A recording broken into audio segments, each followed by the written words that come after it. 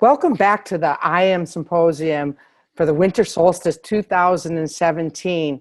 And this has been so much fun for me because all of the people who are on this symposium are people who have been very instrumental in my growth and my development as I've written the book Winds of Spirit, and even before the winds wasn't even an idea, especially the woman that I have today, Ann Lothian. And we met many years ago on one of my trips to Peru.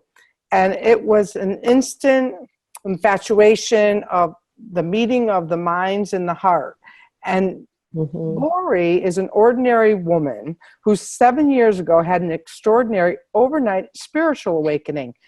This dramatic shift of perception led her to create the Awakened Dreamer blog, where she reports over 11,000 subscribers about magic and miracles available to anyone who is willing to engage reality with a sense of wonder. She currently teaches visionaries and change makers how to use their power of awakened magic to create a life of radiance, love, power, and purpose. And she's a delight. I'm thrilled you're here, and I suspect we're going to learn a little bit more about magic today. Hey, Renee. Yeah, gosh, did we ever fall in love on that trip? So great to be here. Anytime I do something with you, it's so much fun. So yes, I'm going to talk about a particular kind of magic, which is what I call the soul's voice and hearing it. And actually all magic is about the soul's voice. It's that interaction between, the finite side of who you are and the infinite, or your higher self, if you want to call it that. So, and some people even call it the quantum self. Some physicists have ventured that far. So, your focus here seems to be about, like, in the darker times, the turbulent times, and the windy, chaotic times, how do we really get in touch with something that gives us hope and enlivens us? And so what I want to present is something that really works in my life in some very unusual ways, how to hear your soul's voice and why you should hear it. So when I say to people, I want you to hear your soul's voice, it sounds so esoteric. It sounds like I'm saying, get down on your hands and knees and pray, or I'm asking someone to, have a mystical experience or go into a deep trance. And it's not like that at all. Like, the beauty of the soul's voice, even though it is the still small voice within, even though it comes in quietly, is it is a steady hum. It is always there. It's not chaotic. It doesn't come and go. What comes and go is chaos and the mind and the thoughts and the drama of the world. But the soul's voice is like the background hum. It's just always there. And so the magic trick is how to hear it. And then when you hear it, how to act on it. Because if you don't act on the voice of your soul, you don't develop the trust between that aspect of you and your everyday self, then that sound is not more quiet, but less perceivable.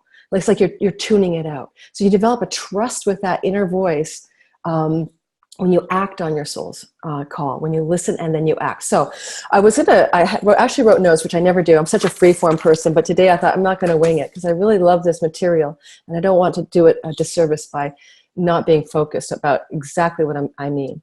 So why do you want to hear the soul's voice? What does it give you? I mean, what's the point of it? And I came up with 3 things that have been really clear for me. When I'm listening to my soul's voice, I am safe, I am comforted, and I have clarity. And, safety is a funny one because we discount the very practical side of the soul's voice. It's so practical. So it's everything from the time I was driving my car and a little voice said, slow down now, slow down now. And I was rounding a corner on a highway. I was in my 20s. And I was going really fast in a wooded highway, and a deer jumped out in front of my car. And had I been going the speed that I was going around that bend, if I hadn't slowed down, there was no way I could have avoided a collision with a male buck, a big baby, with the big horns and stuff, in my little teeny car that I had. So it would have been pretty bad for both of us. And so that voice actually allowed me to step into safety and out of harm's way.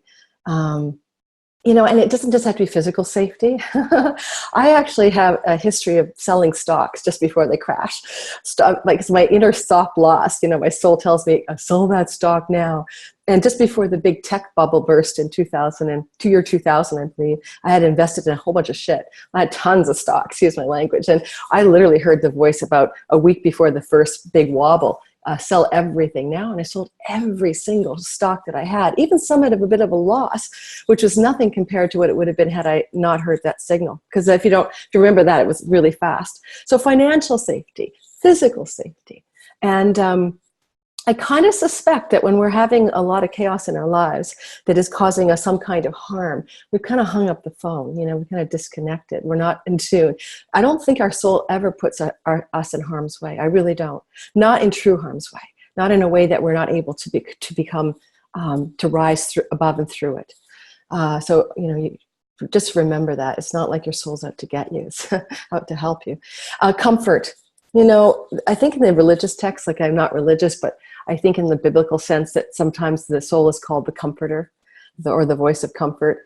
And, one of the most trying times in my life, the one where I was really up against the wall of my own belief in a divine power, was when my mom was hit by a car when I was 39. And I often bring these stories up about that time in my life because not only was it the most challenging and emotionally distressful time, it was also the biggest awakening for me into the magic of life.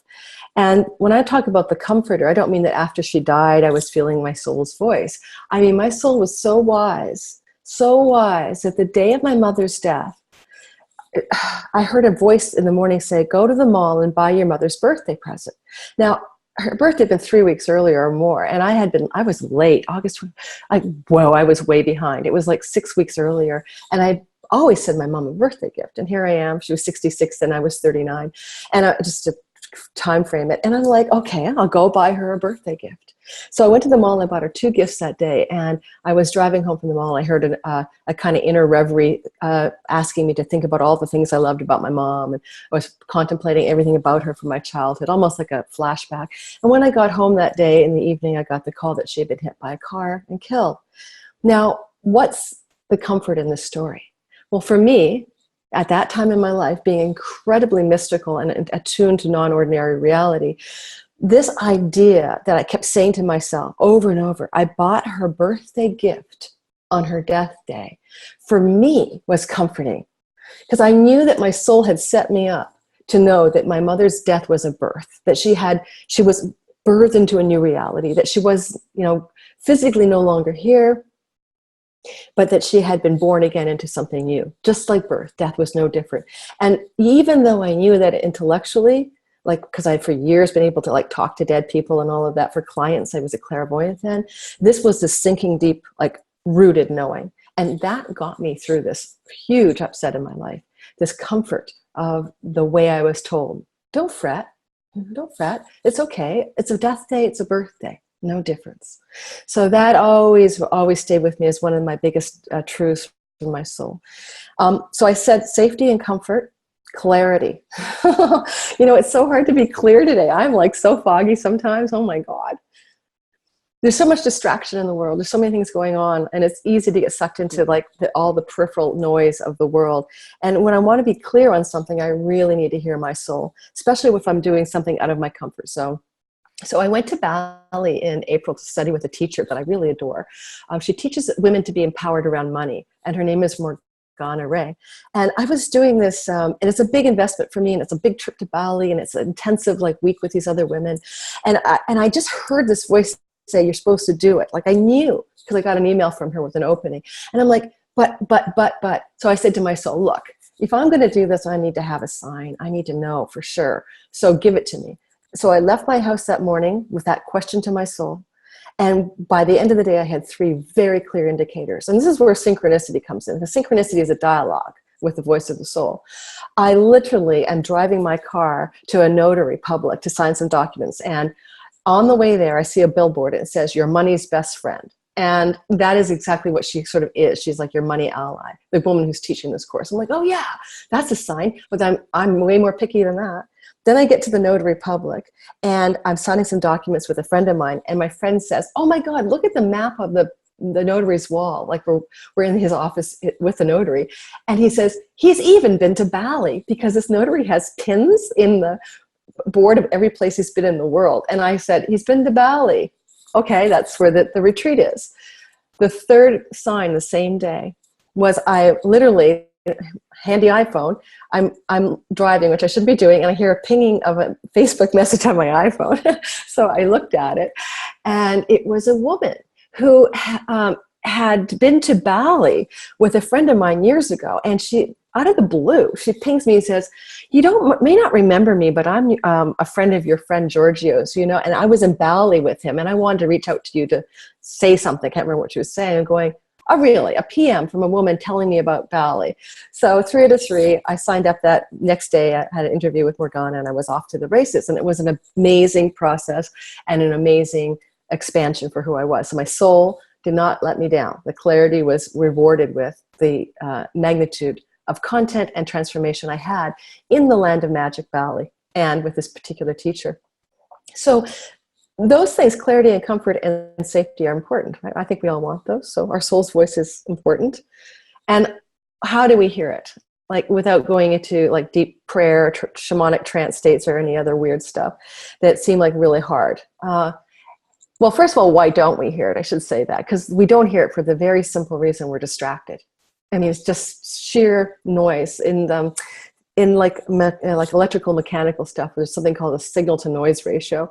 And it's very similar. The noise is outpacing the signal. It's way louder. So, you know, TV, you know, internet, crazy life, busy, busy, busy. Thinking mind is a noise. And there's another quality of reality lately that I consider, like, I call it a Neptune deficiency. Neptune is the planet that stands for your imagination.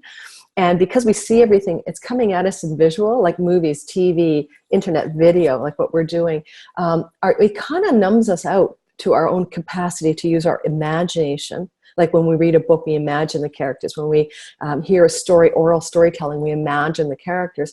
And our Neptune deficiency is like an imagination retardation, really, you know, where it's a deficiency. And I'm bringing this up because the capacity to use your inner vision and your imagination is really a big part of your ability to tune into that still small signal, that slow, steady hum of the inner voice. So I teach courses on how to do that, how to get your imagination ramped up. But, so noise and lack of imagination, but how to hear it in simple ways. 3 friggin' amazing, easy ways that I love. I actually give you 4. Okay, so put yourself into an easy trance. This is like blow drying your hair, which I did for this interview because I thought, why not? So, and blow drying my hair this morning is when I came up with what I wanted to talk about. So there you go. It's literally a monotonous sound, like a didgeridoo, the blow dryer. Vacuuming your house, standing in the shower, the sound of the water pouring on you, driving a distance where you don't have to think, you know, like it's low maintenance driving, but don't put your car radio on. Walking in the woods, or walking in nature, or walking on the beach without distraction, not with your phone in your ear or an iPod playing or something, just stillness. Those repetitive, easy motions, if you do that, whether it's outside or in your house, whatever it is, it allows the mind to settle. It allows the noisy mind to settle. It will actually just calm down. You know, the thoughts will slow down. And in the space between those thoughts, that's where the soul voice rises up. So like very practically drying my hair this morning, it was like, okay, do an outline and it looks like this. And I got a really good uplink to my soul's voice because I've practiced for years. But it's just accessible for everyone using those really easy, like super easy trance techniques. Okay, so the other one is dream incubation. I'm a super high recall girl. Like, I really remember my dreams, and you can cultivate that. But if I have a big question, one that I really want to be blown away by, I go to bed at night, go like, give me a dream that gives me a clarity or a clear signal about this choice I might be making. Like to take this trip, or, you know, to launch this course or whatever. And I listen because my dreams are very accurate. So for me, I can hear the soul's voice really crystal clear if I'm very specific with a question and I wait for the dream to show up. And in general, I say to people, give it 3 days. Like, don't just the first night, nothing happened. Give it a good 3-day gestational period or incubation period. And then I have a friend who's got a simple technique, and she calls it PAL, and it's her intellectual property, so I'm going to name her here. Her name is Daniela Hess, and she's the founder of the Heart Path organization, or institute, Heart Path Institute, and colleague and friend. And she uses PAL, pause, ask, listen. Yeah, that's it. Because I love that. It's so simple. So in the middle of your chaotic, noisy environment, say literally it's chaos at work or something, and suddenly you're having to make a decision that you're unsure of, you literally stop, like, pause, ask. I need a sign. I need a signal. What should I do? And then quiet. Listen for the information. Listen for an inner knowing. Listen for something to come to you that way. And the last thing I'm going to say, because I don't have a timer for how long I'm talking, love, is action is key. It doesn't matter how often you hear your soul's voice or how well you are attuned to it if you don't act on it.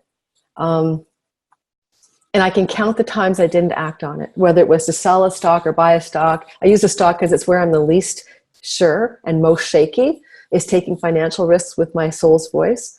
And so that's my little edge that I'm up against, my growth edge. So I can't count the times I didn't listen. I got to tell a funny story. I was at a workshop or an event, a girlfriend's birthday, and a woman told me about a stock that her husband owned. So it's insider trading. Yeah, okay, it's his company. But she said, we just made this big discovery, and we're going to go really big with this. And I knew it. And a week later, that stock like gazillioned, it quadrupled, whatever, quintupled. And I heard the call. I knew my soul said buy that stock, and I didn't. And there's many occasions where I haven't listened and I kicked myself. And I think we all know the feeling, kicking yourself, and damn it. I heard that signal. I knew I shouldn't have taken, or I should have done, or I would have, and I could have, and I didn't listen. So if I could say anything to everybody, it takes a courage to listen and act, but it takes practice to develop trust. It's over time, just like a trusting relationship with a girlfriend or a partner. The trust is earned with your soul, and vice versa. It's a relationship. So, baby steps at first, little messages, little follow-throughs. But as you get bigger and more clear and more in a hyper-engaged relationship with your soul, then you can take big, big leaps of faith with it. And it's funny because I drew this card today. It's called Leap Now. It's from my Awakened Dreamer Oracle deck.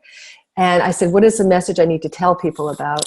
Because this is another way to hear your soul, right? Draw a card from an Oracle deck. And this is my own. And it's teaching people how to take leaps of faith. But it only starts with the small baby steps. And so, it's not fair to your soul to put your soul on the line, nor is it fair to you for that edge of big leaps at first. No, start little small steps of hearing the small still voice, this constant voice, and then responding. And over time, then you do take big leaps, like me and Bali. That was a big leap for me. Yeah. So that's the lay of the land. I hope that made sense, Renee. It absolutely did. In my book, Winds of Spirit, that same kind of technique, I have a technique in there called a wind walk, where you ask a question, and then you go outside your house and you wait until the wind gives you a little kiss on your cheek, or sometimes a little blow up, blows your hat off at your head. But then you start to walk, because then you've made the connection with the wind, and you can make that, you can take that walk and get your answer. So you can add that to your list of techniques that you use. I love that. That's like having a dialogue with the wind as your ally. Yeah, so the wind is your ally. Well, the wind is an aspect of your soul, which is an ally. Ally or Allah? I thought you said Allah. Ally, no ally, but we can reframe that. It could be Allah too. Allah, yes. Well, before the Muslims, they were wind believers in Turkey. They navigated with the wind. So that nature is just another aspect of what you're speaking about, and your magical charms. And so synchronicity, and how give people like one exercise, like something that they can, people like direction. So maybe give us one exercise that we can use so that we can test out the synchronicity or hearing these soul answers. Is there something that you can offer us that way? Actually, I think there's a couple of things. Well, one is, there's a kind of a readiness that comes with synchronicity. Like, in other words, the degree to which you're going to experience it is the degree to which you're willing to be available to it. So it's literally just kind of a petition to your soul, saying, I actually say to students in one of my classes, the 40-day magic challenge, early on in that particular course, I say, I want you to be very specific today, and I want you to like start your day. It's a test, like testing 1, 2, but believe me, the soul doesn't ignore the call. So it's like, wake up one day, make it a very specific orientation of 24 hours so that you can feel the power of this exercise. Wake up one day, give it a 24-hour time limit for your soul, and say, I really want to hear you and know you through synchronicity, but I want it to be very specific to this question. So that's the other thing, because your soul has no idle time. It doesn't care. It doesn't dazzle you with synchronicity for no apparent reason. It's always giving you a message, right? It's like very focused. So if you focus your question and your willingness is there to receive the answer, you will be dazzled by synchronicity. And that's really what your soul's asking you to do. Pay attention, I'm here. So I say to people, start a day with a 24-hour limit for your soul, time limit, with a big question. Like, I really want to know the answer to this, whatever it is. Should I do that? Most people are concerned with actions, like what action I need to take. So that's the most common. Should I stay in this relationship? Is it my best good to break up? Should I keep this job? Should I take this job? Should I try this health protocol?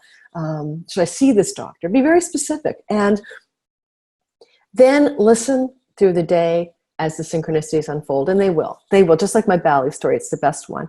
The second one is actually my gift for everybody here. It's like, enter the synchronicity tool meditation. And I only say that because I did this meditation in very deep trance myself. I was deeply tranced when I created it for students. And what it is, it's simply a guided 15-minute meditation, sound produced by my son. So it's got lots of good sound quality. He's a sound engineer.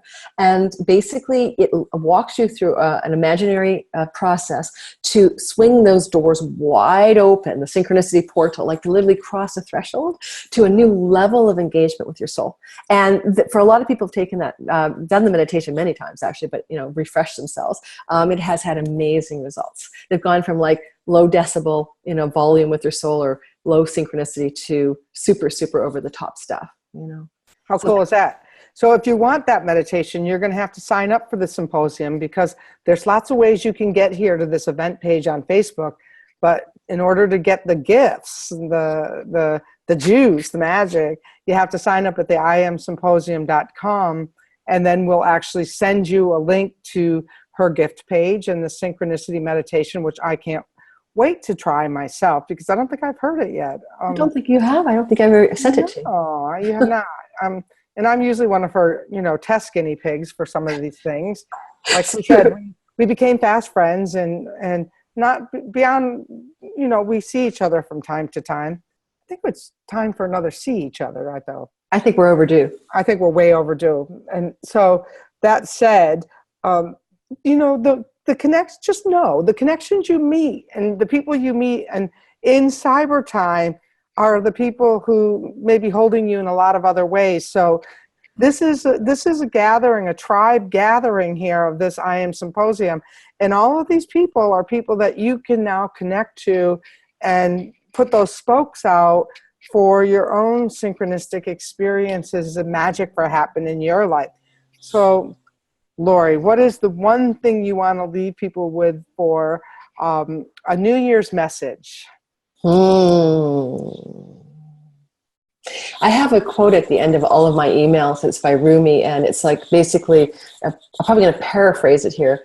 Like basically, why are you playing small? You're the universe in ecstatic motion. And if I have any message for me, so therefore it's for you guys, everybody, it's like to remember the truth of that, because, we get locked into our smallness so easily, and our soul is so vast, and that's who we really are. So remember that your bigness, your ecstatic motion self, trust it. And I was thinking that when you were talking about, when you were asking, should I leave a relationship or shouldn't I, or whatever, So many times these winds of spirit will say to me, insignificant, Renee, you know, like really, what does this matter in your big soul scheme, whether or not you do X, Y, or Z today? So I'm sure you experience that as well. Yeah, well, the soul doesn't really care about the small things, but it won't let you down on them if that's where you want to play. That's another thing. Your soul will respond to whatever size of the, like whatever playground you want to play in. Your soul doesn't judge it. Like if you want to play in the smaller playground, that's fine. But I say, you know, take the big leap into the bigness of all who we all are, because the planet needs it, guys. It needs everyone to hear their soul voice and play big.